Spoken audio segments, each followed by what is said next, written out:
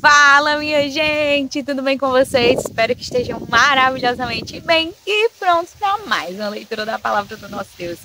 Hoje estaremos lendo o capítulo 12 de 2 Samuel, capítulo 5 de 2 Coríntios, capítulo 19 de Ezequiel e concluiremos a leitura no capítulo 64 e 65 de Salmos. E antes de darmos início, vamos a uma palavra de oração? Deus exaltado, Pai eterno, infinito em misericórdia, graça, bondade e santidade, louvamos a Ti porque o Senhor é muito bom e tem sido muito gracioso para conosco. Agradecemos ao Senhor pela Tua palavra e clamamos que o Senhor venha agir de forma soberana sobre as nossas vidas, para nos dar do Teu entendimento e nos auxiliar na compreensão do Teu Evangelho. Pai, fala aos nossos corações, nos instrui, nos fortalece, nos dá a ousadia do Teu Santo Espírito para propagar essa palavra preciosa para outras pessoas que não Te conhecem e trazer à luz o conhecimento que elas até têm em mãos, mas não compreendem. Que o Teu Santo Espírito dê essa compreensão, nos ajude a entender. Fala aos nossos corações, ó Pai. Eu clamo ao Senhor, em nome do Teu Filho amado Jesus Cristo, permite que venhamos perseverar até o fim e guardando a fé, o desejo, o amor pelo Teu Evangelho e pelo Senhor, em nome do Teu Filho amado Jesus Cristo. Amém. E amém. Capítulo 12, que diz o seguinte: o Senhor enviou Natã a Davi. Natã foi falar com Davi e lhe disse: havia numa cidade 2 homens, um rico e outro pobre. O rico tinha ovelhas e gado em grande número, mas o pobre não tinha coisa nenhuma, a não ser uma cordeirinha que havia comprado. Ele a criou e ela cresceu em sua casa junto com os seus filhos. Comia da sua comida e bebia do seu copo. Dormia nos seus braços e ele a tinha como filha. Certo dia chegou um viajante à casa do homem rico e este não quis pegar uma das suas ovelhas ou um dos seus bois para dar de comer ao visitante que havia chegado.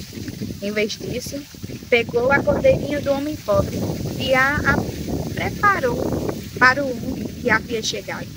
Então o furor de Davi se acendeu contra aquele homem e ele disse a Natã: tão certo como vive o Senhor, o homem que fez isso deve ser morto.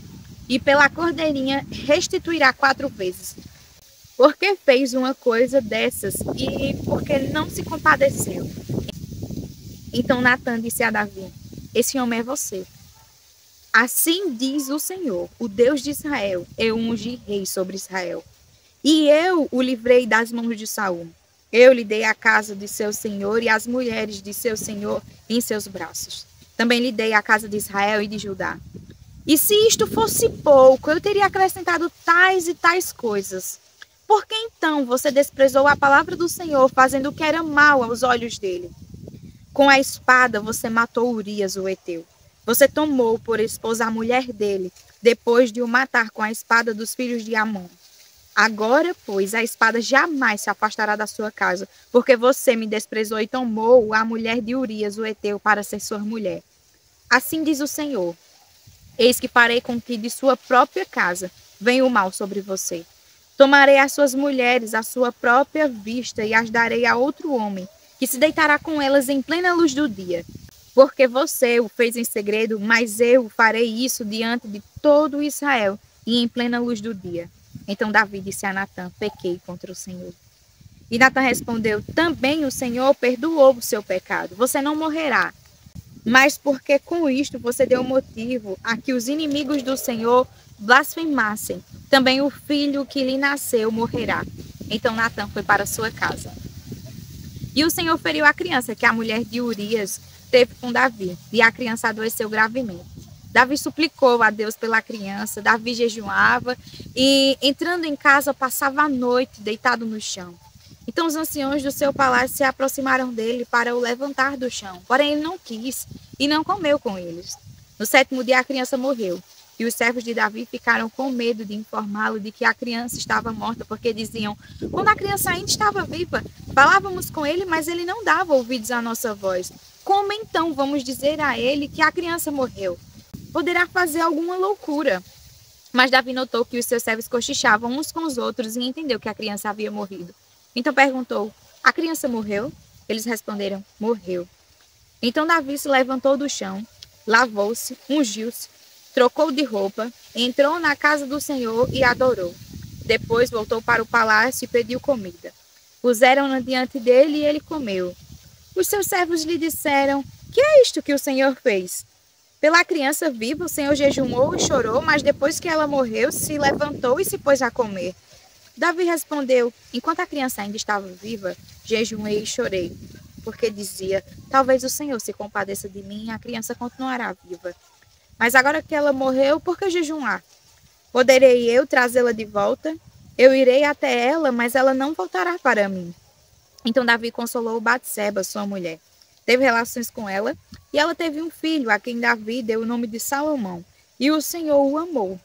Davi o entregou nas mãos do profeta Natã, e este lhe chamou Gedidias, por causa do Senhor. Enquanto isto, Joabe atacou Rabá dos filhos de Amon e tomou a cidade real. Então Joabe mandou mensageiros a Davi, dizendo: lute contra Rabá e tome a cidade das águas. Reúna agora o resto dos exércitos e cerque a cidade para tomá-la. Do contrário, se eu a tomar, ela poderá ser chamada pelo meu nome. Então Davi reuniu todo o povo, marchou para Rabá, lutou contra ela e a tomou.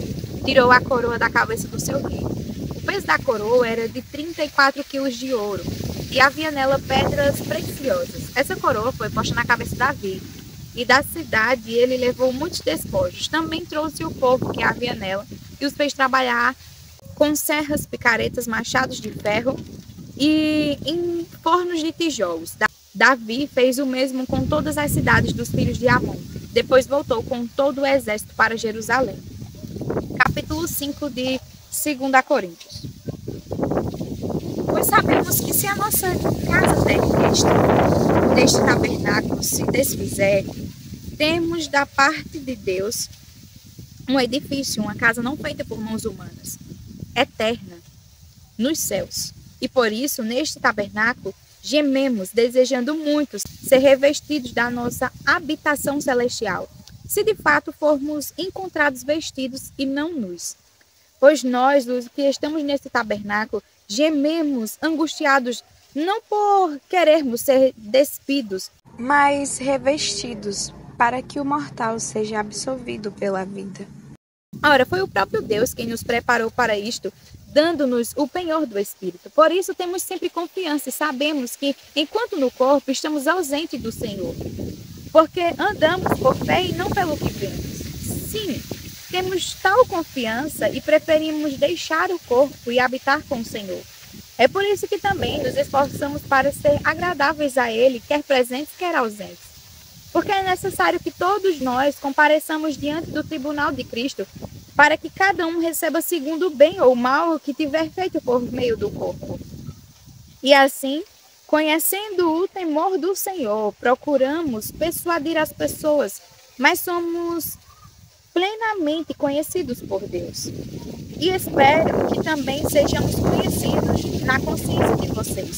Não queremos novamente nos recomendar a vocês, pelo contrário, estamos dando uma oportunidade para vocês se orgulharem por nossa causa, para que tenham o que responder aos que se orgulharem na aparência e não no coração. Porque se enlouquecemos é para Deus, e se conservarmos o juízo é para vocês. Pois o amor de Cristo nos domina, porque reconhecemos isto. Um morreu por todos, logo todos morreram. E ele morreu por todos, para que os que vivem não vivam mais para si mesmos, mas para aqueles que por eles morreu e ressuscitou. Assim que nós, daqui por diante, a ninguém conhecemos segundo a carne. E se antes conhecemos Cristo segundo a carne, já agora não o conhecemos deste modo. E assim, se alguém está em Cristo, é nova criatura, as coisas antigas já passaram, eis que se fizeram novas. Ora, tudo isto provém de Deus, que nos reconciliou consigo mesmo por meio de Cristo e nos deu o ministério da reconciliação, a saber, que Deus estava em Cristo, reconciliando consigo o mundo, não levando em conta os pecados dos seres humanos e nos confiando a palavra da reconciliação. Portanto, somos embaixadores em nome de Cristo, como se Deus exortasse por meio de nós. Em nome de Cristo, pois, pedimos que vocês se reconciliem com Deus. Aquele que não conheceu o pecado, Deus o fez pecado por nós, para que nele fôssemos feitos justiça de Deus. Capítulo 19 do livro de Ezequiel. Quanto a você, faça uma lamentação sobre os príncipes de Israel. Diga, que bela leoa entre os leões era a sua mãe. Deitada entre os leõezinhos, criou os seus filhotes. Criou um dos seus filhotinhos que, ao se tornar um leãozinho, aprendeu a despedaçar a presa, chegou a devorar gente. Quando as nações ouviram falar dele, o apanharam na cova que fizeram e ele foi levado com ganchos para a terra do Egito. Vendo frustrada e perdida a sua esperança, a leoa pegou outro dos seus filhotes e o fez leãozinho. Este, andando entre os leões, veio a ser um leãozinho e aprendeu a despedaçar a presa e chegou a devorar gente. Destruiu palácios e arrasou cidades, a terra e os seus moradores ficaram assustados ao ouvirem o seu rugido. Então se ajuntaram contra ele os povos das províncias vizinhas. Estenderam sobre ele a rede e ele foi apanhado na cova que fizeram. Com ganchos, meteram-no dentro de uma jaula e o levaram ao rei da Babilônia. Deixaram-no preso para que nunca mais se ouvisse o seu rugido nos montes de Israel. Sua mãe era como uma videira dentro da vinha. Plantada junto às águas, ela frutificou e se encheu de ramos por causa das muitas águas. Os galhos fortes se tornaram para ela cetros de dominadores. A sua estátua se elevou até as nuvens. E na sua altura era visível como a multidão dos seus ramos, mas ela foi arrancada com furor e jogada no chão. O vento leste secou os seus frutos, seus fortes galhos foram quebrados e secaram, o fogo os consumiu. Agora a videira está plantada no deserto, numa terra seca e sedenta. Do ramo principal saiu fogo, que consumiu o seu fruto, de maneira que já não há nela galho forte, que sirva de cetro para dominar. Esta é uma lamentação e ficará servindo de lamentação. Capítulo 64 de Salmos. Ouve, ó Deus, a minha voz na minha queixa. Preserva a minha vida do terror do inimigo. Esconde-me da conspiração dos malfeitores e do tumulto dos que praticam a iniquidade. Eles afiam a língua como espada e apontam, quais flechas, palavras amargas, para as escondidas atingirem o íntegro. Contra ele disparam repentinamente e não temem. Teimam no mau propósito, falam insecretamente armas ciladas e dizem, quem nos verá? Planejam iniquidades e dizem, o plano que fizemos é perfeito. Os pensamentos e o coração de cada um deles são um abismo. Mas Deus atira contra eles uma flecha, de repente ficaram feridos. Assim serão levados a tropeçar, a própria língua se voltará contra eles. Todos os que o veem balançam a cabeça. Todas as pessoas temerão e anunciarão as obras de Deus e entenderão o que ele faz. O justo se alegra no Senhor e nele confia e se gloriam todos os retos de coração. Capítulo 65 de Salmos. A ti, ó Deus, o louvor é devido em Sião e a ti se pagarão os votos. Ó tu que escutas a oração, a ti virão todas as pessoas por causa das suas iniquidades. Se prevalecem as nossas transgressões, tu as perdoas. Bem-aventurado aquele a quem escolhes e aproximas de ti para que habite nos teus átrios. Ficaremos satisfeitos com a bondade da tua casa, o teu santo templo.